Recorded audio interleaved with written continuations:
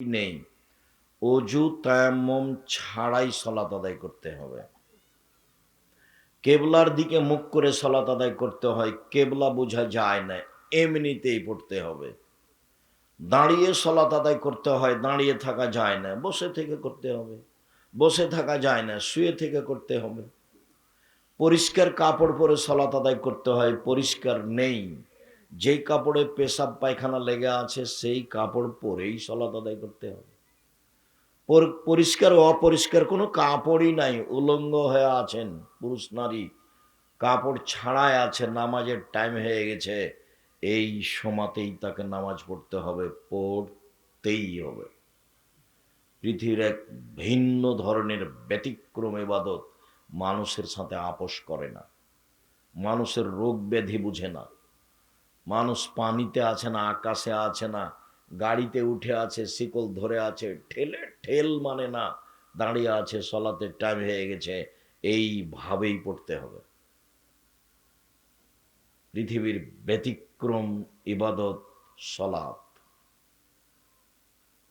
সম্মানিত দিনী ভাই বোন,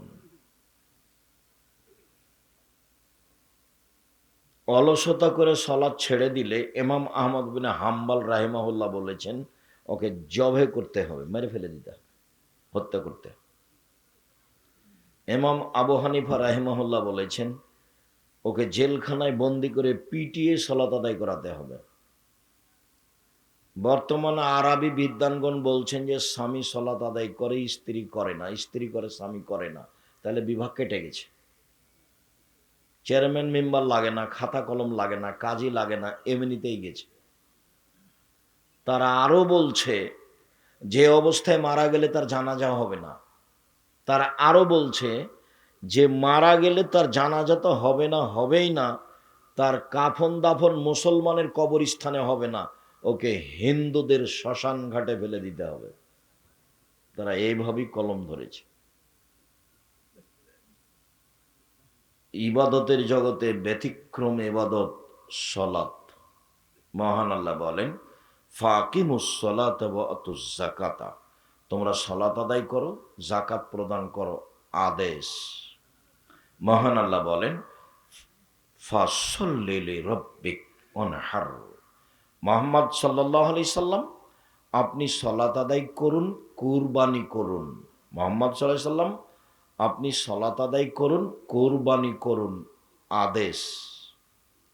আব্দুল্লাহ ইবনে উমর বলেন রাসূল সাল্লাল্লাহু আলাইহি সাল্লাম বলেছেন ইসলামের ভিত্তি হলো পাঁচটা, যার উপরে ইসলাম নির্ভর করে, একজন মানুষের ঈমান নির্ভর করে।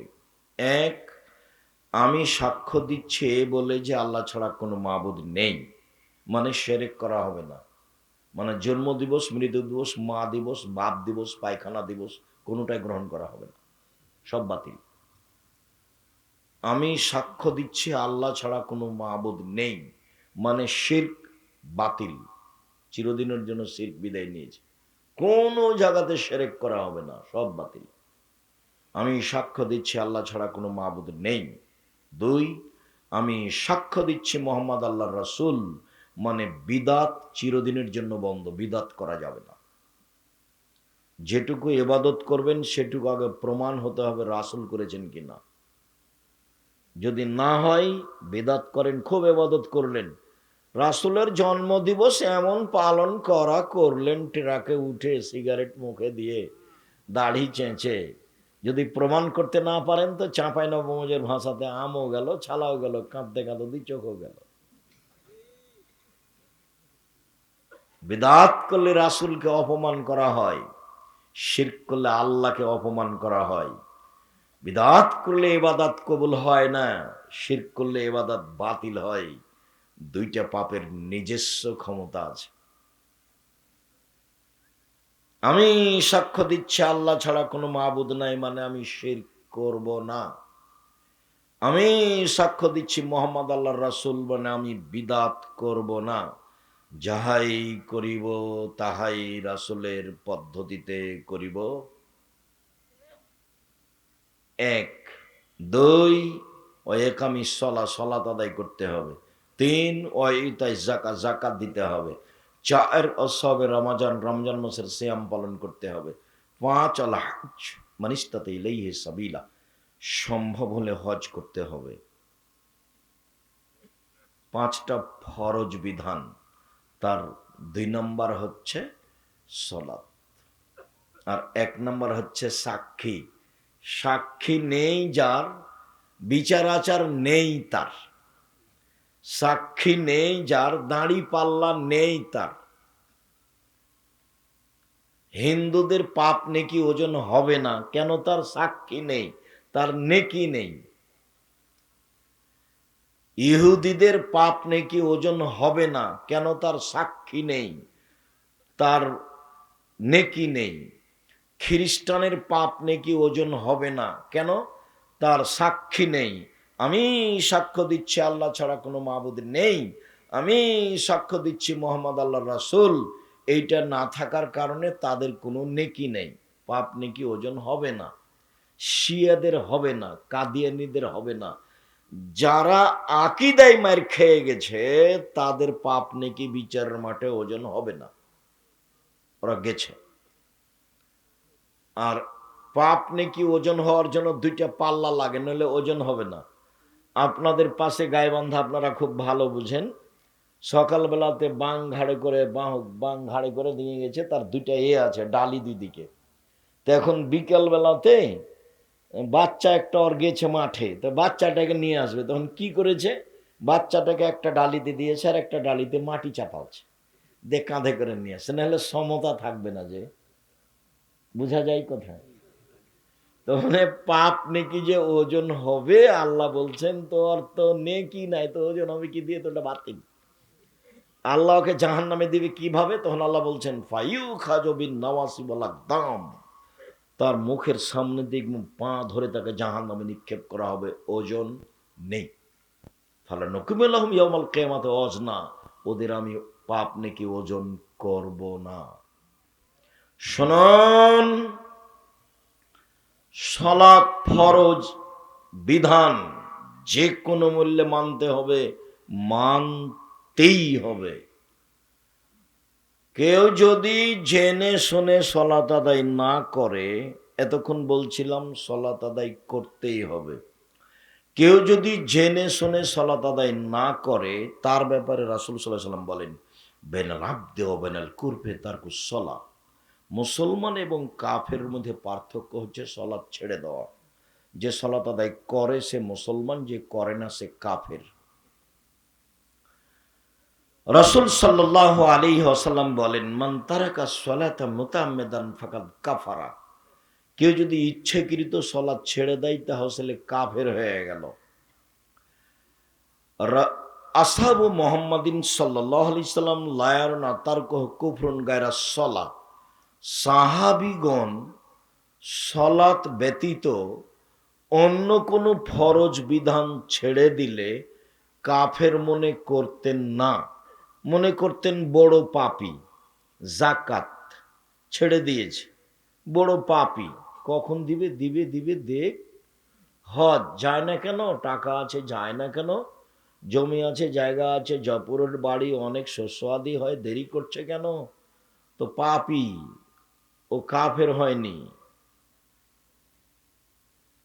সাহাবীগণ যে কোনো বড় বিধান ছেড়ে দিলে কাফের মনে করতেন না, তবে সালাত ছেড়ে দিলে সাহাবীগণ তাকে কাফের মনে করতেন। এই কারণেই ইমাম আহমদ ইবনে হাম্বল রাহিমাহুল্লাহ তাকে হত্যা করতে হবে বলে ঘোষণা দিয়েছেন। চলেন, সংক্ষিপ্ত বুঝলাম সালাত আদায় করতেই হবে, তারপরে বুঝলাম সালাত আদায় করে না যে সে কাফের, তারপরে বুঝি সালাত আদায় করে কিন্তু রাসূলের পদ্ধতিতে করে না, তখন কি হবে? চলেন দেখি। আল্লাহ তাআলা বলেন ফাওয়াইলুল লিল মুসাল্লিন আল্লাযীনা হুম আন সালাতিহিম সাহুন, যারা অমনোযোগ সহকারে সালাত আদায় করে, এমনিতে দাঁড়ায় যায় আসে, ভালোবাসা নেই, আর না হলে নিয়ম নেই, পদ্ধতি নেই, হোমসি খেলি করে, এরা ওয়াইল নামক জাহান্নামে যাবে নিশ্চিত, এরা জাহান্নামী। আল্লাহ বলছে সালাত আদায় করে ও জাহান্নামে যাবে, আল্লাহ বলছে। আবু হুরায়রা রাদিয়াল্লাহু তাআলা আনহু বলেন, রাসূল সাল্লাল্লাহু আলাইহি সাল্লাম বলেছেন, মান হাফাজা আলাইহা তাকুনু লাহু ইয়ামাল কিয়ামা নূরান ওয়া বুরহানান নাজাতান ইয়ামাল কিয়ামা। কে যদি ঠিকঠাক সালাত আদায় করে, নিয়ম মাফিক করে, সময় মতো করে, তাহলে এই সালাত তার জন্য বিচারের মাঠে আলো হবে, দলিল হবে, বাঁচার মাধ্যম হবে। আল্লাহ মিহাফিজ আলাইহা, আর যে ব্যক্তি ঠিকঠাক সালাত আদায় করবে না, নিয়ম মতো করবে না, রুকু সিজদা ঠিক মতো করবে না, ইন্নাহু ইয়াউমাল কিয়ামাহ মা ফিরআউন হামান ও উবাই ইবনে খালফ, ও বিচারের মাঠে ফেরাউনের সাথে থাকবে। নাউজুবিল্লাহি মিন জালিক। পৃথিবীতে সবচেয়ে বড় বদ মানুষ ফেরাউন। এত বড় বদ মানুষ পৃথিবীর ইতিহাসে কেউ জন্ম নেয়নি। অনেকে আল্লাহ দাবি করেছে, কিন্তু এরটা ভিন্ন ধরনের। এর দাবিগুলো আল্লাহ কোরআন মাজিদে উল্লেখ করেছে। এ একবার বলছে, মুসা লাইনিত্তাখাস্তা ইলাহান গায়রি লাজালান্নাকা মিনাল মাসজুনিন। মুসা, তুমি আমাকে বাদ দিয়ে কাউকে যদি আল্লাহ বলে দাবি করো, তাহলে তোমাকে আমি জেলখানায় বন্দি করে দেব মুসা।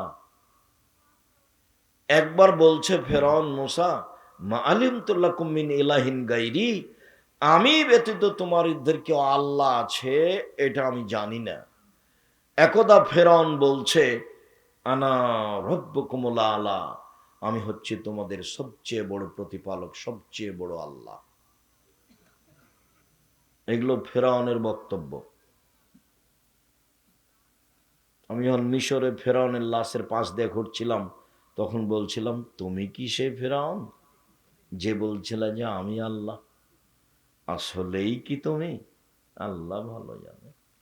কতদিন সাগরে থাকলো, কে উঠালো, তারপর এখানে নিয়ে আসলো, হতেও পারে।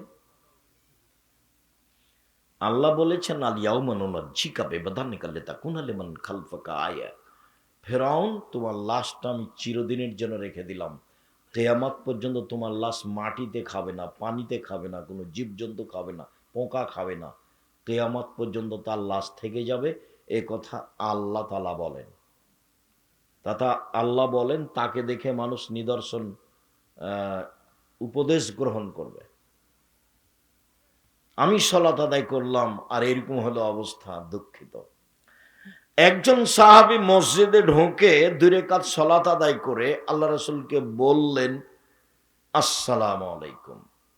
তখন আল্লাহ রাসূল বললেন, সাল্লি ফাইন্নাকা লাম তুসাল্লি, তুমি সালাত আদায় করো, তুমি করনি। লোকটি আবার সালাত আদায় করলো, আল্লাহ রাসূলকে সালাম দিল। আল্লাহ রাসূল বললেন, সাল্লি, তুমি সালাত আদায় করো, তুমি করনি। লোকটি আবার সালাত আদায় করলো, আল্লাহ রাসূলকে সালাম দিল। আল্লাহ রাসূল বললেন, তুমি সালাত আদায় করো, তুমি করনি। তখন লোকটি বলছে, আল্লিমনি কাইফা উসাল্লি, এর চেয়ে ভালো করে সালাত আদায় করতে পারবো না, কিভাবে করতে হবে বলে দেন। আর রুকু সিজদায় ভুল ছিল। তো রাসূল, হাদিস বুখারী মুসলিম, রাসূল সাল্লাল্লাহু আলাইহি সাল্লাম তাকে যদি বলতেন, হ্যাঁ তুমি সালাত আদায় করেছো, তবে খুব একটা ভালো হয়নি, তাহলে না হয় একটা হতো। একইবারই যে না করে দিলেন, বলছেন তুমি সালাত আদায় করো, তুমি করনি। 3বার সববারই না করলেন। একবার যদি একটু বলতেন যে খুব একটা ভালো হয়নি, একটু ভালো করে করো না, এরকম বললেন না, সব না। হুযায়ফা রাদিয়াল্লাহু তাআলা আনহু একটা লোককে সালাত আদায় করতে দেখলেন, তার রুকু সিজদা ঠিক ছিল না। তো সালাম ফিরার পরে বলছে, এই শোনো, তোমার সালাত হয়নি, তুমি যদি এখন মারা যাও, তাহলে ইসলামের নিয়ম নীতির উপরে তোমার মরণ হবে না, রাসূলের পদ্ধতির উপরে তোমার মরণ হবে না, মানে তুমি জাহান্নামে গেছো। একদিন আল্লাহ রাসূল বলছেন, আসওয়াউ সারিক, সবচেয়ে বদ চোর, সবচেয়ে খারাপ চোর। গরু চুরিও চোর, তবে সবচেয়ে খারাপ চোর নয়, হাত কাটা যাবে। টাকা চুরিও চোর, তবে সবচেয়ে খারাপ চোর নয়, হাত কাটা যাবে। সবচেয়ে খারাপ চোর হলো মাইয়াসরিকু মিন সলাতে, যে সলাত চুরি করে। তো সাহাবীগণ বলছেন কাইফা ইয়াসরিকু মিন সলাতে, মানুষ আবার সলাত চুরি করতে পারে? আল্লাহ রাসূল, সলাত কিভাবে চুরি করতে পারে, এইটা কেমন হলো? তখন আল্লাহ রাসূল বললেন মাল্লাম ইয়ুতিম রুকুআহু ওয়ালা সুজুদাহা, যে ব্যক্তি রুকু সিজদা ঠিক মতো আদায় করলো না, সেই হলো সলাত চোর। তাহলে সব গিয়ে দাঁড়াচ্ছে সলাতের উপরে। সম্মানিত দিনী ভাই বোন, সলাত এমন একটি ইবাদত যার উপরে নির্ভর করে অন্যান্য ইবাদত। আবু হুরায়রা রাদিয়াল্লাহু তাআলা আনহু বলেন, রাসূল সাল্লাল্লাহু আলাইহি সাল্লাম বলেছেন, আউয়ালু ইসল ইয়াউমাল কিয়ামা, আউয়ালু বিআবদ ইসল আবদ ইয়াউমাল কিয়ামা সালাত। বিচারের মাঠে মানুষকে প্রথমে জিজ্ঞাসা করা হবে সালাত সম্পর্কে। ফাইন সালাহাত সালাহুল্লাহু সায়রা আমালিহি, যদি তার সালাত টিকে যায় সব ইবাদত টিকে যাবে, যদি সালাত না টিকে ফাইন ফাসাদাত ফাসাদাল্লাহু সায়রা আমালিহি, তাহলে সব আমল বাতিল বলে গণ্য হবে। হজ, যাকাত, দান খায়রাত, সিয়াম, তাসবিহ তাহলিল, কোরআন তেলাওয়াত সব বাতিল। আনাস রাদিয়াল্লাহু তাআলা আনহু বলেন, রাসূল সাল্লাল্লাহু আলাইহি সাল্লাম বলেছেন, as-সালাতু সালাসাতু আফলাসিন, সালাত তিন ভাগে বিভক্ত। আত-তাহুরু সুলুসুন, রুকু ওযু হলো তিন ভাগের এক ভাগ। ও রুকু সুলুসুন, রুকু হলো তিন ভাগের এক ভাগ। ও সুজুদ সুলুসুন, সিজদা হলো তিন ভাগের এক ভাগ। ফামান আদাহা বিহাক্কিহা, যে ব্যক্তি এইগুলো সব ঠিকঠাক করে আদায় করলো, ওযু রুকু সিজদা, তাহলে কবিলাত সলাত, তার সলাত কবুল করা হবে। কবুলে সায়রা আলাইহি, সব আমল কবুল করা হবে। ওয়াইন রুদ্দাত আলাইহি সলাতহু, যদি সলাত তার উপরে প্রত্যাখ্যান করা হয়, যা তোমার সলাত হয়নি, রুদ্দা আলাইহি সায়রা আলাইহি, তাহলে সব আমল বাতিল বলে গণ্য হবে। এ কথা মুহাম্মদ সাল্লাল্লাহু আলাইহি সাল্লাম বলেন। ধীরস্থির রুজু ও ধীরস্থির রুকু, ধীরস্থির সিজদা, বাস। সুন্দর অজু, তাড়াহুড়া করে অজু করবেন না, সুন্দর অজু। আল্লাহ রাসূল একদা বলছেন, শোনো আমি কি বলে দেব তোমাদের একটা কাজের কথা, যাতে পাপ মিটে যায়, মান বেড়ে যায়। একটা আমলের কথা বলবো যাতে পাপ মিটে যায়, মান বেড়ে যায়। হ্যাঁ, খুব তো ভালো কথা, বলেন বলেন, কি সেটা? পাপ মিটে যাবে, মান বেড়ে যাবে। তখন আল্লাহ রাসূল বলছেন, শোনো, এক, সুন্দর করে ওযু করলে পাপ মিটে যাবে, মান বেড়ে যাবে। দুই, পায়ে হেঁটে মসজিদে গেলে পাপ মিটে যাবে, মান বেড়ে যাবে। তিন, সলাতের পরে সলাতের অপেক্ষা করলে, এক সলাত আদায় করেছি আবার কখন যাব মসজিদে, তার অপেক্ষায় থাকলে পাপ মিটে যাবে, মান বেড়ে যাবে। একদা আল্লাহ তাআলা আমাদের নবীকে বলছেন, মুহাম্মদ হাল তাদরি ফিমা ইয়াকতাসিমুল মালাউল আলা, মুহাম্মদ আপনি বলতে পারেন ওপরে কি নিয়ে হইচই হচ্ছে? আমাদের নবীকে আল্লাহ তাআলা মুহাম্মদ বলে ডাকতেন, জিবরাইল আমাদের নবীকে মুহাম্মদ বলে ডাকতেন, আর সাহাবীগণ আমাদের নবীকে বলতেন আল্লাহ রাসূল বলেছেন। আল্লাহ রাসূল আপনি এটা করবেন, আল্লাহ রাসূল দিয়েছেন, আল্লাহ রাসূল গেছেন, আল্লাহ রাসূল খেয়েছেন। সাহাবীগণ বলতেন আল্লাহ রাসূল দিয়েছেন, আল্লাহ রাসূল করেছেন। আর মুহাম্মদ বলতে, আল্লাহ বলতেন মুহাম্মদ, জিবরাইল বলতেন মুহাম্মদ। আর ভারত, বাংলাদেশ, পাকিস্তানের ওলামায়ে কেরাম, ফজলায়ে জামেরা বলছে হুজুরে পাক সাল্লাল্লাহু আলাইহি সাল্লাম, হুজুরে পাক। নামটাই বিদাতি।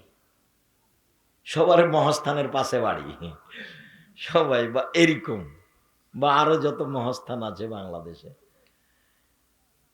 কত আছে তার কোনো হিসাব নাই। আল্লাহ তুমি মাফ করো, কবরের সাথে সম্পৃক্ত মানুষ। বলছিলাম সম্মানিত দিনী ভাই বোন, সালাত ব্যতিক্রম ইবাদত। মুহাম্মদ বলতে পারেন উপরে কিনে হইচই হচ্ছে? হ্যাঁ বলতে পারি। কি বলতো? সঙ্গে যাবে, মান বেড়ে যাবে, এইটা বলা বলি হচ্ছে। পায়ে হেঁটে মসজিদে গেলে পাপ মিটে যাবে, মান বেড়ে যাবে, এইটা বলা বলি হচ্ছে। সলাতের পরে মসজিদে বসে বসে তাসবিহ তাহলিল জিকির আজকার করলে পাপ মিটে যাবে, মান বেড়ে যাবে, এইটা বলা বলি হচ্ছে। তারপরে আল্লাহ রাসূল বলছেন এখন ফাইন ফালা ফা আসাবে খাইরিন ও মাতাবে খাইরিন, এই লোক যদি মরে যায় মরে যাওয়া ভালো, এই লোক যদি বেঁচে থাকে বেঁচে থাকা ভালো, এই লোক যদি মরে যায় মরে যাওয়া ভালো, এই লোক যদি বেঁচে থাকে বেঁচে থাকা ভালো। ওয়াকানা মিন খাতিয়াতিহি কায়ামিন ওয়ালাদাতু উম্মুহু, তারপরে লোকটা ওই দিনের মতো হয়ে যায় যেদিন তার মা তাকে জন্ম দিয়েছেন, নিষ্পাপ হয়ে যায়। কি আমল? এক, সুন্দর করে ওযু, দুই, পায়ে হেঁটে মসজিদ, তিন, সালাতের পরে জিকির। সালাম দিয়ে লাফ দিয়ে উঠলেন কেন? জুমার দিনে সবার পরে গেছে দিয়ে সবার আগে আসার জন্য হুড়াহুড়ি করছে। শরম হয় না? সলাৎ ফাজলামি করো সলাতের সাথে। উমর রাদিয়াল্লাহু তাআলা বেঁচে থাকলে তোমাকে ওরে ঘর ধরে বসিয়ে দিত, আর শতকরা 95 জন 98 জন বক্তার আজীবন জেল হতো, কেউ বাইরে থাকতো না। বক্তৃতা একটা পেশার মধ্যে চলে এসেছে। শেষে চলে আসলাম।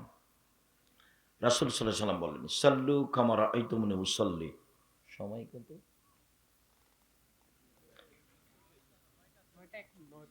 সাল্লু কামা রাআইতুমুনি উসাল্লি। পৃথিবীর মানুষ সালাত আদায় করো যেভাবে আমাকে সালাত আদায় করতে দেখছো, এটা আদেশ, বুখারী মুসলিম। পৃথিবীর মানুষ তোমরা সালাত আদায় করো যেভাবে আমাকে সালাত আদায় করতে দেখছো। নারী পুরুষ একই হুকুম, সরিষা সমপরিমাণ কম বেশ নয়, নারী পুরুষ একই হুকুম। এতটুক পার্থক্য যে নারী যদি ইমাম হতে চায় তাহলে সামনে যেতে হবে না, কাতারেই দাঁড়াবে। এতটুক পার্থক্য যে নারী যদি ইমাম হয় মহিলা, আর যদি ভুল হয় তাহলে পিছনে সাথে যারা আছে কাতারে, ওরা এ ডান হাতকে বাম হাতের পিঠের উপরে মেরে আঘাত করবে, তখন ইমাম বুঝবে যে আমার ভুল হয়েছে। আর পুরুষ ইমাম হলে কি বলতে হবে? সুবহানাল্লাহ। এইটুকু পার্থক্য ছাড়া পুরুষ নারীর সালাতের মধ্যে সরিষা সমপরিমাণ পার্থক্য নেই। সাল্লু কামা রাআইতুমুনি উসাল্লি। পৃথিবীর মানুষ যেভাবে আমাকে সালাত আদায় করতে দেখছো সেভাবে করো। আব্দুর রাজ্জাক সাহেব, নবীকে এখন বেঁচে আছেন যে কাবা ঘরে গিয়ে দেখে আসবো? কথাও তো ঠিকই। তো আল্লাহ রাসূল বলছেন যে আমি চলে গেলাম, তারাকতু ফিকুম আমরান, দুটা জিনিস আমি রেখে গেলাম, দেখে দেখে ঠিক করো। এক, কোরআন মাজিদ, দুই, হাদিস। প্রায় 3 লক্ষ জাল হাদিস আছে, কোনটা দেখবেন? আমার বাসায় আছে 10,000। কতটি? 10,000। কথা তো ঠিকই, তাহলে এখন কি পরামর্শ দিতে পারি? একটা পরামর্শ দিই, বুখারী আর মুসলিম, বাংলা বুখারী দেখে সালাত ঠিক করেন, আর বাংলা মুসলিম। ব্র্যাকেট দেখবেন না, ব্র্যাকেট দেখবেন, ওই নাম্বার দেখবেন না, হাসিয়া 2-3 নিচে আছে লিখা, ওগুলো দেখবেন না। অনুবাদ দেখে ঠিক করবেন কোন কিতাব? বুখারী মুসলিম। আব্দুর রাজ্জাক সাহেব, আর কিছু? হ্যাঁ, আর একটা বলা যায়, রিয়াজুস সলেহিন। প্রায় সব হাদিস ঠিক। রিয়াজুস সলেহিন নাম শোনেননি আপনারা? এইটা আমার পরামর্শ থাকলো, 2 নম্বর, রিয়াজুস সলেহিন থেকে ঠিক করেন। আরেকটা পরামর্শ, এটা 3 নাম্বার, নিতে পারেন। আমরা যারা কিছু বই পুস্তক লিখেছি, আমিরে জামাত ডক্টর আসাদুল্লাহ আল গালেব লিখেছেন, আরো অনেকে লিখেছেন। আমিও ভাঙাচুরা করে ছেঁচড়া মেছড়া করে কোন রকম করে চাঁপাইনবাবগঞ্জের ভাষাতে আপনি যেন পড়লেই বুঝতে পারেন, একটুকু যেন অস্পষ্ট না থাকে, তাই একবারে হাতে নাতে, কি ওকে বলে, খড়ি, হাতে খড়ি দিয়ে অক্ষরে অক্ষরে হুবাহু রাসূলের হাদিস দিয়ে সালাতটা বাস্তবায়ন করেছি। তার নাম রাসূল সাল্লাল্লাহু আলাইহি সাল্লামের সালাত বনাম প্রচলিত সালাত। এটা আমার পরামর্শ। 1 নম্বরে কি দেখতে বললাম? বুখারী মুসলিম। 2 নম্বরে রিয়াজুস সলেহিন। আর 3 নম্বরে পরামর্শ থাকলো, আমাদেরটা দেখতে পারেন, খুব সহজ সরল করে চাঁপাইনবাবগঞ্জের ভাষাতে লেখা আছে। একবারে হাতে নাতে সুন্দর করে বুঝতে একটুকু অসুবিধা হবে না, কঠিন মনে হবে না। যেভাবে বক্তব্য শুনছেন কাছাকাছি এইরকমই। 1 বছর একদিন একটা লোককে দেখতে দিয়েছিলাম, তো বলছে আমি সময় পাইনি আপনার বই দেখার। তখন আমি বলছি হ্যাঁ, চাঁপাইনবাবগঞ্জের ভাষাতে লিখবো, যা হবে মানুষ বুঝলেই হলো। মানুষ, আমি যেটা বলতে চাচ্ছি সেটা মানুষ বুঝলেই হলো। দেখেন, ভালো হবে। অন্য পদ্ধতিতে সলাত আদায় করে সলাত হবে না, দুনিয়া একদিকে গেলেও হবে না। সবাই যদি কাবা ঘরে গিয়ে 3 ফুট পর পর দাঁড়াই, তো রাসূলের পদ্ধতি নয়। 3 ফুট পর পর দাঁড়ালে আল্লাহ রসুলকে আবার দুনিয়াতে আসতে হবে, এসে বলতে হবে পৃথিবীর মানুষ করোনা টরোনা যাই হোক, এখন তোমরা 3 ফুট পর পর দাঁড়াতে পারো। আর যেহেতু কিয়ামত পর্যন্ত তিনি আর কোনোদিন আসবেন না, কাজে এটা হবে না। আল্লাহ আকবার, সলাতে দাঁড়ানোর সময় এরকম করবেন না, আল্লাহ আকবার, এটা বাতিল। আল্লাহ আকবার, এটা করবেন না, এটাও বাতিল। আল্লাহ আকবার, এটা করবেন না, এটাও বাতিল। কি করতে হবে? কাঁধ সামনাসামনি, আল্লাহ আকবার। আর একটু, অনেক হাদিস, কানের লতি সামনাসামনি, একটু উঁচু করেন 2-3 ইঞ্চি, আল্লাহ আকবার। তাহলে বাতিল হলো আল্লাহ আকবার, বাতিল হলো আল্লাহ আকবার, বাতিল হলো আল্লাহ। এটা একটা চলবে না, সব কাঁধ সামনাসামনি, কাঁধের লতি সামনাসামনি। কত হাদিস নিবেন? আল্লাহ আকবার বলার পূর্বে পেশাব পায়খানার কাজ থাকলে সেরে আসবেন, সুন্দর করে ওযু নেবেন। পেশাব পায়খানায় বসার সময়তে বলবেন বিসমিল্লাহ আল্লাহুম্মা ইন্নী আউযু বিকা মিনাল খুবুসি ওয়াল খাবায়েস। তাহলে শয়তান লজ্জায় স্থান দেখতেও পাবে না, ক্ষতি করা তো বহু দূরের কথা। উঠার সময় বলবেন গোফরানাকা। পাকা টয়লেটে ঢোকার সময় বলবেন না, ঢোকে কোনো তাসবিহ তাহলিল জিকির আজকার করতে পারেন, কোনো সমস্যা নেই। যখন পেশাব পায়খানার জন্য বসতে যাচ্ছেন, তখন বলবেন বিসমিল্লাহ আল্লাহুম্মা ইন্নী আউযু বিকা মিনাল খুবুসি ওয়াল খাবায়েস। উঠে গেছেন পানি খরচ করে, এখন তাসবিহ করেন, বিসমিল্লাহ বলে ওযু করেন, কোনো সমস্যা নেই। টয়লেটে ঢুকলে এগুলো করা যাবে না, এগুলো কথা নয়। কখন করা যাবে না? যখন দোয়া পড়ে বসেছেন তখন থেকে দোয়া পড়ে উঠা পর্যন্ত করা যাবে না তাসবিহ তাহলিল জিকির আজকার। বোঝা যায় না কথা মনে হয়? জি। ভালো পরিষ্কার টয়লেট হলে ভিতরে বসে আপনি তাসবিহ বিসমিল্লাহ কোনো জিকির করলে কোনো সমস্যা নেই। পেশাব পায়খানা চলাকালীন চলবে না। পানি দিয়ে পবিত্রতা অর্জন করবেন, ঢেল টিস্যু পেপার নয়। পানি নয় তখন ঢেল টিস্যু পেপার, সেটা ভিন্ন কথা। ঢেল টিস্যু পেপার নিয়ে 40 কদম হাঁটবেন না, এটা নোংরামি। আর পায়ের উপরে পা উঠাবেন না, এটা বেহায়াই। খক খক করে কাশবেন না, এটা আর একটা বেহায়াই। অতই যদি পবিত্র হওয়া লাগে আপনাকে, তো আপনার বউ কেন একদিনও হয় না? শুধু একাই জান্নাতে যেতে চান? আপনার বউ ঢেল নিয়ে 40 কদম হাঁটুক, পায়ের উপরে পা উঠাক, তখন আর একজন বলবে ও আব্দুর রাজ্জাক সাহেব এটা যে দেখতে কেমন কেমন লাগবে। তা আপনি যখন ঢেল নিয়ে হাঁটেন তখন মহিলার চোখে যদি পড়ে, তো তাকেও কেমন কেমন লাগে। এই জন্য এই নোংরামি শরীয়তে বাতিল, এসব বেহাই বাতিল। আল্লাহ আকবার। ডান হাতের কবজি বাম হাতের কবজির উপরে, সহিহ হাদিস। বাহুর উপরে বাহু, সহিহ হাদিস। বুকের উপরে রাখবেন 5টা সহিহ হাদিস। নাভির নিচে রাখেন 3টা জয়ীফ হাদিস। এরপরে সানা পড়েন, গুরুত্বপূর্ণ সানাটা পড়বেন। আল্লাহুম্মা বাঈদ বাইনি ওয়া বাইনা খাতায়ায়া কামা বা'আদতা বাইনাল মাশরিকি ওয়াল মাগরিব। আল্লাহুম্মা নাক্কিনি মিনাল খাতায়া কামা ইয়ানক্কা আস-সাবুল আবিজু মিনাদ দানাস। আল্লাহুম্মা আগসিল খাতায়ায়া বিল মাই ওয়াস সালজি ওয়াল বারাদ। হে আল্লাহ, তুমি আমার পাপকে আমার থেকে দূরে করে দাও, পূর্ব থেকে পশ্চিম যত দূরে। আল্লাহ, তুমি আমার পাপকে ধুয়ে দাও, যেভাবে সাদা কাপড়কে ময়লা থেকে ধুয়ে পরিষ্কার করা হয়। আল্লাহ, তুমি আমার পাপকে বরফ তুষার স্বচ্ছ পানি দিয়ে ধুয়ে পরিষ্কার করে দাও। আউযু বিল্লাহি মিনাশ শাইতানির রাজিম। মারদুদ বিতাড়িত শয়তান থেকে বাঁচতে চাচ্ছি। বিসমিল্লাহির রহমানির রহিম। পরম দাতা দয়ালুর নামে আরম্ভ করলাম। আলহামদুলিল্লাহি রাব্বিল আলামিন। বিশ্বজগতের প্রতিপালকের প্রশংসা। আর রহমান রাহিম, তিনি হচ্ছেন পরম দাতা দয়ালু। মালিক ইয়াউমিদ্দিন, তিনি হচ্ছেন বিচার দিনের মালিক। ইয়াকা না'বুদু, একমাত্র তোমার ইবাদত করি। ওয়া ইয়াকা নাস্তাইন, একমাত্র তোমার সাহায্য, তোমার কাছে সাহায্য চাই।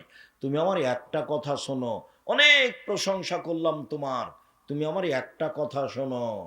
ইহদিনাস সিরাতাল মুস্তাকিম, তুমি আমাকে সোজা পথ দেখাও। সিরাতাল্লাযিনা আনআমতা আলাইহিম, ওদের পথ দেখাবা যাদের ভালোবেসেছো, যাত্রার পথ দেখাবা না, ওদের পথ দেখাবা যাদের ভালোবেসেছো। গায়রিল মাগযুবি আলাইহিম ওয়ালাদ-দাল্লিন, যারা অভিশপ্ত ওদের পথ দেখাবে না, যারা ভ্রান্ত ওদের পথ দেখাবে না। লম্বা সময় ধরে যে দোয়া করলাম আমিন, সেটা কবুল করো। একটা সূরাতে আছে আমিন, আর কোথাও নেই। খুব ব্যাপক অর্থপূর্ণ দোয়া হলো সূরা ফাতিহা। এই জন্য ইমাম বুখারী বলছেন সূরা ফাতিহা একাই থাকলেও পড়তে হবে, মুক্তাদি হলেও পড়তে হবে, ইমাম হলেও পড়তে হবে, সরব হলেও পড়তে হবে, নীরব হলেও পড়তে হবে, সালাত আদায় করলে পড়তেই হবে। এটা ব্যতিক্রম দোয়া। আর আল্লাহর কাছে কিছু চাইলে প্রশংসা করা লাগে। আল্লাহ এরকম হুট করে কথা সহ্য করেন না। মানুষের কাছে যদি আপনি 10,000 টাকা নিতে চান, তো আসসালামু আলাইকুম ভাইজান, আপনি খুব ভালো মানুষ, সবাইকে টাকা দেন, আমিও খুব বেকায়দায় পড়েছি, আমাকে ফিরিয়ে দিয়েন না, 10,000 টাকা দেন, আমার ছেলের হাতটা ভেঙে গেছে। তো এখন ভাববে তুই এখন সকালবেলায় চলে এসেছিস রে, কি আর করি, আচ্ছা বিকালে আয়, যা বিকালে আয়। মানে খেপে যাবে না। আর যদি গিয়ে বলেন আমার ছেলের হাত ভেঙে গেছে, 10,000 টাকা দেন, কে তুই রে, তোর জন্য টাকা বানায় নাকি, টাকসাল আছে, এরকম হবে। মানে প্রশংসা হলে নরম হয়। তো আল্লাহ সবচেয়ে প্রশংসা প্রিয়, খালি প্রশংসা করেন, খুশি, আলহামদুলিল্লাহ খুব খুশি, সুবহানাল্লাহ খুব খুশি, আলহামদুলিল্লাহ খুব খুশি। একবারে খুশিতে আপনি যা চাইবেন তাই দিয়ে দিবে।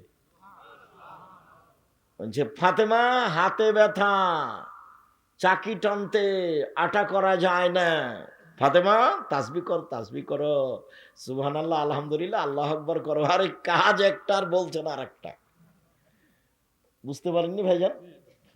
দাবি বাপের কাছে একটা, আর বাপ বলছে আর একটা, হলো এটা, হ্যাঁ তাসবিহ করো, সব হয়ে যাবে। মূসা বললেন যে, আল্লাহ বলছেন হে মূসা, ফেরাউনের কাছে যেতে হবে, আমার মুখে সমস্যা, আমি ভালো করে কথা বলতে পারি না, আমি যেতে পারবো না। তো বলছে এই দোয়া পড়ো, রব্বি ইশরাহ লি সাদরি ওয়াইসির লি আমরি ওয়াহলুল উকদাতাম মিন লিসানি ইয়াফকাহু কাওলি, ঠিক করে দিচ্ছি, তবু আমি যেতে পারবো না। ফেরাউনের পক্ষ থেকে আমার উপর একটা অভিযোগ আছে, আমি এক থাপ্পড়ে মানুষ মেরেছি, ও আমাকে মেরে দিবে, বলে সেটা আমি দেখব, হ্যাঁ আমি তোমার সাথে আছি, সেটা আমি দেখব। বলছে আমার একাই যেতে সাহস হয় না, আমার ভাইকে সাথে দিতে হবে। তো দিয়েছে, গেছে, গিয়ে প্রথমেই স্বাধীনতা, এই জন্য আব্দুল্লাহর বক্তব্য দেখবেন আগে স্বাধীনতা লাগবে, ন্যায় পরায়ণ হতে হবে, সত্যবাদী হতে হবে নেতা হলে, দেখানোর বক্তব্য স্বাধীনতা। গিয়েই বলছেন বানি ইসরায়েলকে ছেড়ে দেন, ওকে গোলাম হিসেবে রেখেছেন কেন? তখন ফেরাও বলছে কে রে তুই রে, তোকে আমি আমার বাসায় বহুদিন শিশুকালে লালন পালন করিনি, এক, দুই, তুমি বহু বছর আমার মাঝে থাকনি, তিন, তুমি যা করেছো তা করেছো, তুমি তো এক থাপ্পড়ে মানুষ মেরেছ, তুমি বড় অকৃতজ্ঞ। তখন মূসা বলছেন জি, আমি এক থাপ্পড়ে মানুষ মেরেছি, তখন আমি ভুল পথে ছিলাম, আপনার ভয়ে আমি দেশ ছেড়েছি, আমার প্রতিপালক আমার প্রতি দয়া করেছেন, আমাকে জ্ঞানে গুণে পূর্ণ করেছেন, আমাকে নবী করেছেন, তুমি আমার প্রতি অনুগ্রহ করেছো, বাল্যকালে লালন পালন করেছো, লালন পালন করে তুমি খোঁটা দিয়েছো, তুমি বড় অকৃতজ্ঞ স্বৈরাচার, সীমা লঙ্ঘন করেছো। মুখের উপরে বললেন মূসা। তখনই ফেরাউন গরম হয়ে গেল, একটার পর একটা পদক্ষেপ নিল, মুখের উপরে বললেন স্বাধীনতা লাগবে, নেতা হবেন মিথ্যা কথা বলে, ওটা হবে? আর একজনের অধীনে থেকে নেতা হওয়া যায়? মুসা আলাইহিস সালামকে আল্লাহ মুসা বানাবেন, সেই জন্য ওই মিশরের সবচেয়ে বড় মানুষের, ধনী মানুষের বাড়িতে রেখেছেন। কার বাড়িতে? ফেরাউনের বাড়িতে। স্বাধীন চেতা মানুষ, লোক ফেরত দেন, বানি ইসরাইলে ছেড়ে দেন। প্রথম কথা, তুই কে? মুসা নও তুমি? তুমি আমার বাড়িতে শিশুকালে ছিলে না? তোমাকে আমি লালন পালন করে এলো খোটা। এটা একটু পরে মুসা আলাইহিস সালাম বলবেন, এই তুমি আমাকে খোটা দিয়েছো, তুমি আমার প্রতি অনুগ্রহ করে খোটা দিয়েছো। বিসমিল্লাহির রহমানির রহিম, পরম দাতা দয়ালুর নামে আরম্ভ করছি। কুল হুয়াল্লাহু আহাদ, হে নবী আপনি বলুন আল্লাহ এক, আল্লাহুস সামাদ, তিনি নিরপেক্ষ মুখাপেক্ষীহীন। লাম ইয়ালিদ, তিনি কাউকে জন্ম দেননি। ওয়ালাম ইয়াকুল লাহু কুফুয়ান আহাদ, তার সমকক্ষ কেউ নেই। আল্লাহু আকবার। ওই পর্যন্ত হাত উঠিয়ে আপনি রুকুতে যান। রুকুতে যাওয়ার পূর্বে কয়েকটা কথা।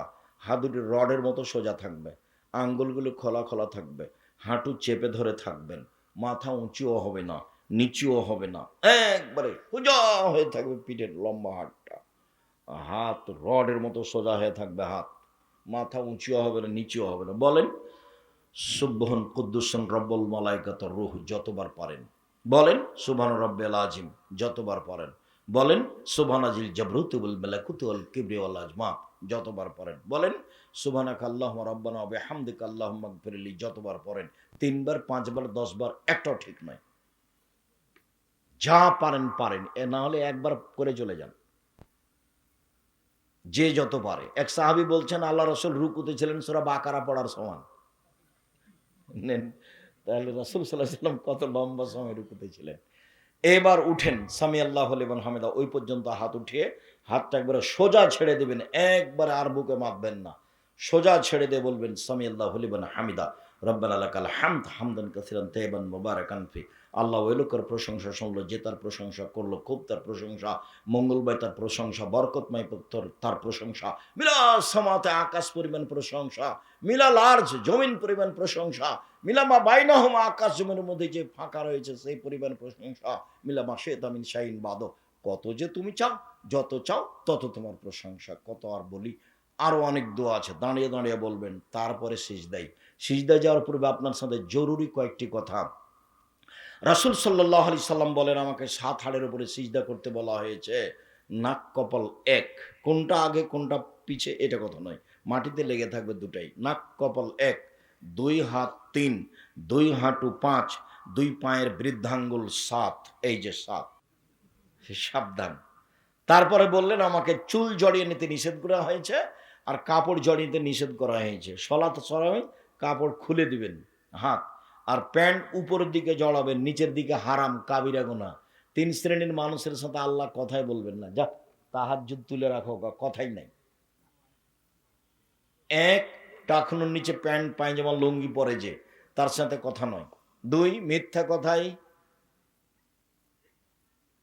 কথায় দায়িত্ব পালন করে যে, ধোঁকাবাজ মিথ্যাবাদী যে, মিথ্যাবাদী মিথ্যা কথাই দায়িত্ব পালন করে যে, হেড মৌলানা, headmaster, principal, vice chancellor, chairman, member, MP, মন্ত্রী, এডিসি, ডিসি, যারা যেখানে দায়িত্ব পালন করছে মিথ্যা কথা বলে, প্রতি মাসে যদি উমরা করে তবু আল্লাহ তার সাথে কথা বলবেন, যা কথাই নাই। হাদিস বুখারী মুসলিম।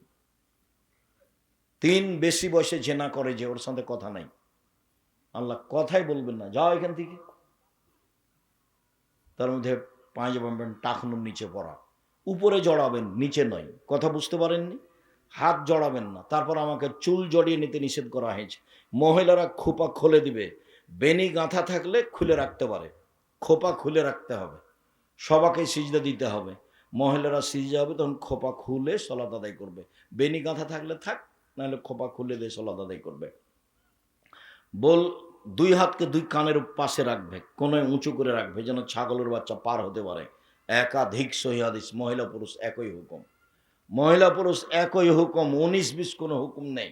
মহিলারও পেটের নিচ দিয়ে ছাগলের বাচ্চা পার হতে পারে, ওই বুবুর কথা বাতিল, বুবুর কথা বাতিল, বুবুর কথা এখানে চলবে না। কোনো দল সংগঠন নাই এখানে। জামিয়া সালাফে, যেমন জামিয়া সালাফে দেশের সবচেয়ে বড় প্রতিষ্ঠান, সবচেয়ে বড় জামিয়া সালার রূপগঞ্জ, যেটা সেটা 100 বিঘা জমির উপরে, যেটা ডাঙ্গিপাড়া সেটা 50 বিঘা জমির উপরে ছেলেরটা, যেটা মেয়েদের হচ্ছে সেটা 70 বিঘা জমির উপরে, যেটা দিনাজপুরে সেটা 20 বিঘা জমির উপরে, চট্টগ্রামে প্রায় প্রায় সব জেলাতে এরকম জমি দেখা যায়। 5,000 ছেলে মেয়ে পড়াশোনা করতো, 25-এ 26-এ বেশি হয়েছে। 300 জন শিক্ষক শিক্ষিকা আছেন। এখন বেতন প্রায় 45 লক্ষ, অর্ধ কোটি টাকা মাসে বেতন লাগে। দেশের সবচেয়ে বড় প্রতিষ্ঠান জামিয়া সালাফিয়া, শিরক মুক্ত প্রতিষ্ঠান জামিয়া সালাফিয়া, বিদাত মুক্ত প্রতিষ্ঠান জামিয়া সালাফিয়া, দল মুক্ত প্রতিষ্ঠান জামিয়া সালাফিয়া, সংগঠন মুক্ত প্রতিষ্ঠান জামিয়া সালাফিয়া, হিংসা মুক্ত প্রতিষ্ঠান জামিয়া সালাফিয়া। কেউ কারো বিরুদ্ধে মুখ খুলতে পারবে না। অফিসে প্রায় 60-70-80 জন শিক্ষক বসে আছেন, কেউ কারো ব্যাপারে মুখ খুলতে পারবে না, মুখ খোলা নিষেধ। কেউ কারো পক্ষে কথা বলতে পারবে না। দলাদলি সংগঠন এটা আগে বিদায় করে দিয়ে দরজায় ঢুকতে হবে, গেটে। ওর নাম জামিয়া সালাফে। খুব সাবধান, কোনো কথা নেই, কারো কথা নেই, মাথাকে একবারে খালি রেখে সালাত আদায় করবেন। খালি জেহেন, কারো প্রতি ভালোবাসা নেই, মাত্র ভালোবাসা আল্লাহ এবং আল্লাহ রাসূল। কে? আল্লাহ এবং আল্লাহ রাসূল। আব্দুর রাজ্জাক সাহেবকে খুব ভালোবাসে। আরে দেখি বাম হাতে পানি খাচ্ছে, ইন্না লিল্লাহি ওয়া ইন্না ইলাইহি রাজিউন। আমিও কি বাম হাতে পানি খাবো? তাহলে তা তো হতে পারে না। আব্দুর রাজ্জাক সাহেব কোরআন হাদিস কথা বললে আছি, যদি না বলে তো নেই। ভালোবাসি, এই ওনাকে ভালোবাসি, সুযোগ পেলে একটু খাওয়াবো, ওনাকে অনুসরণ করি না। অনুসরণের মাত্র মানুষ একজন, কে? মুহাম্মদ সাল্লাল্লাহু আলাইহি সাল্লাম। সিজদাই সুবহান রাব্বিল আলা যতবার ইচ্ছে, সুবহান কুদ্দুসুন রব্বুল মালাইকাতুর রূহ যতবার ইচ্ছে, সুবহানাকাল্লাহু রাব্বানা ওয়া বিহামদিকা আল্লাহুম্মা গফিরলি যতবার ইচ্ছে, আল্লাহুম্মা গফিরলি জামবি কুল্লাহু দিক্কাহু জুল্লাহু ওয়াল্লাহু আকরাহু লা নিয়াতুহু সিররা। আরও যত দোয়া হাদিসের মুখস্থ আছে সব বলে নেন। আল্লাহুম্মা ইন্নাকা আফুবুন তুহিব্বুল আফওয়া ফা'ফু আননি। যা পারেন বলেন। সিজদায় উঠে আসেন, কোরআন পড়বেন না, রুকুতে এবং সিজদায় কোরআন মাজিদ পড়বেন না। উঠে আসেন, আল্লাহুম্মা গফিরলি ওয়ারহামনি ওয়াহদিনি ওয়াফিনি ওয়ারজুকনি। আবার সিজদা করেন, এগুলো সব বলেন। আবার উঠে আসেন, এটা আত্তাহিয়াতের বৈঠক। বাম হাত জমা করে হাঁটুর উপরে রাখেন, ডান হাতের 2টা আঙুল জমা করে তৃতীয় আঙুলের নখের উপরে বৃদ্ধাঙ্গুলের পেটটা রাখবেন, অবিরাম নড়াবেন। যতবার নড়াচ্ছেন ততবার শয়তানকে আঘাত করা হচ্ছে। বাম পায়ের পাতার উপরে বসে থাকবেন, ডান পা খাড়ো করে রাখবেন। এবার সালামের বৈঠক, বাম পাকে একবারে ডান দিক দিয়ে বের করে দিবেন, তারপর ডান পা খাড়ো করে রাখবেন, আঙ্গুলটা কেবলামুখী থাকবে। আত্তাহিয়াত, তারপর দুরুদ, তারপর দোয়ায়ে মাসুরা। দোয়ায়ে মাসুরার পরে আমার একটা পরামর্শ আছে, বলেন তো সেটা কি? রব্বির হামহুমা কামা রাব্বায়ানি সাগীরা। আরো বলেন যা মন চাই। রাসূল সাল্লাল্লাহু আলাইহি সাল্লাম বললেন, তোমার যত দোয়া পড়ার মনে আছে সব পড়ো সালামের বৈঠকে, তুমি তোমার মতো পড়ো, পড়ো, যা পারো পড়ো। আমার এটা পরামর্শ, আমারটা এটা করতে হবে তা নয়। আজীবন পিতামাতার জমি জায়গা অর্থ সম্পদ ভোগ করলাম, তার স্নেহ নিয়ে যত্ন নিয়ে বড় হলাম, কিছুই করতে পারলাম না, অন্তত এইটুকু বলি যে রব্বির হামহুমা কামা রাব্বায়ানি সাগীরা। আসসালামু আলাইকুম রহমতুল্লাহ, আসসালামু আলাইকুম রহমতুল্লাহ। এরপরে যা হবে জিকির। সম্মানিত দিনী ভাই বোন, মনে কিছু নিয়েন না, আমি একজনকে উপেক্ষা করে কথা বলছি, আমিও কষ্ট পাচ্ছি। তারপরেও প্রোগ্রাম এভাবেই সাজানো হয়েছে যা আমার জানা ছিল না। আর অ্যাক্সিডেন্ট হয়েছে এটাই ঠিক, অ্যাক্সিডেন্টে আমরা ভালো নিরাপদে ছিলাম, আমাদের কোনো কিছুই সমস্যা হয়নি। গাড়ি বড় ধরনের ক্ষতিগ্রস্ত হয়েছে। আল্লাহ আমাদের যারা মারা গেছে তুমি তাদের কবরের শাস্তি মাফ করো, আমরা যারা অসুস্থ তুমি তাদের আরোগ্য দান করো, আমরা যারা বেঁচে আছি তুমি তাদেরকে তোমার রাসূলের পদ্ধতি অনুযায়ী চলার তৌফিক দান করো। ও আইনে রাসূল সাল্লাল্লাহু আলাইহি সাল্লাম দোয়া অধ্যায়, কোথাও দোয়া মুখস্থ করার জন্য যেতে হবে না, অনেক দিন আগে যেটা দিয়েছি সেটা ব্যবহার করেন। ওই যে রাসূল সাল্লাল্লাহু আলাইহি সাল্লামের সালাত যেটা বইটা এইভাবে এরকম, যেটা আমি একবারে হাতে নাতে অক্ষর অক্ষর করে লিখেছি, সেটা সালাতুর রাসূল, এটা উপদেশ। আর আব্দুল্লাহর বইটা আছে কিনা আল্লাহর পথে যাত্রা, গেটে আপনারা দেখেন। আমি 2-4 মিনিট অপেক্ষা করতে পারি, সময়ের খবর বলতে পারছি না। আমি আমার পক্ষ থেকে কথা শেষ করলাম। সুবহানাকাল্লাহুম্মা ওয়া বিহামদিকা, সুবহানাকাল্লাহুম্মা ওয়া বিহামদিকা, আশহাদু আল্লা ইলাহা ইল্লা আনতা আস্তাগফিরুকা ওয়া আতুবু ইলাইক। আসসালামু আলাইকুম ওয়া রাহমাতুল্লাহ।